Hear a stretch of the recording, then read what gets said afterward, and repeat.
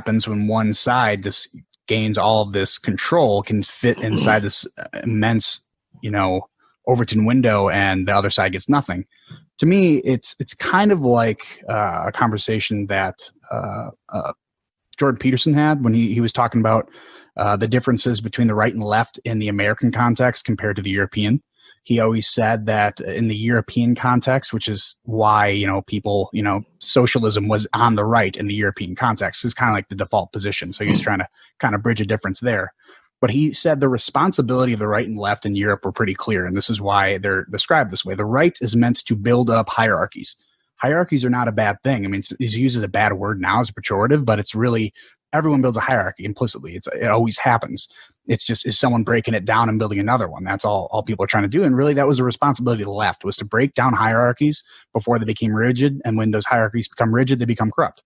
So that is the responsibility. Typically, what we're seeing now is that they busted down the hierarchy so much in the US that they're reversing it. And now they're building their own hierarchy. And if we don't have a balance to break down that hierarchy when it becomes rigid and corrupt, that's what will happen on the left.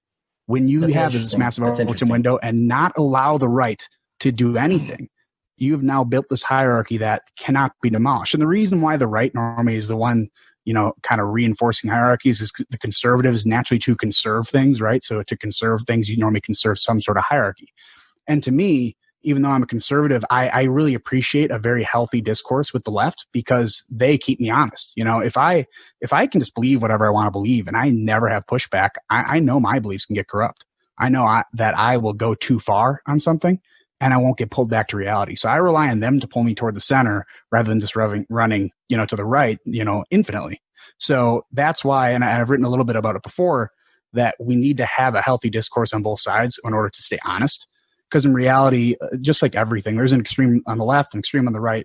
Although I'm on the right, if we always picked the choice that was extreme on the right, we probably would be in a great place right now. And the same thing goes to the opposite side, because the answer always lies somewhere in the middle. And when you can't get to that answer in the middle, just because it's not even allowed in the Overton window, obviously bad things are going to happen. I think that's a really interesting juxtaposition that you said there, where Peterson talks about how hierarchies are natural.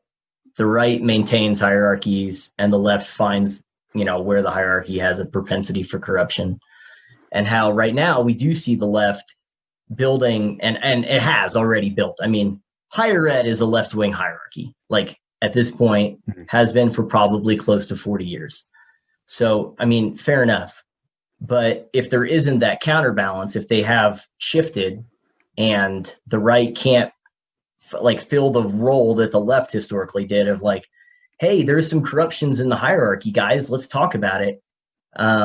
When there's that asymmetry of influence on the hierarchy, whether it's for its construction or whether it's for its renovation, then that's a problem. So that's a really interesting juxtaposition that you laid out there.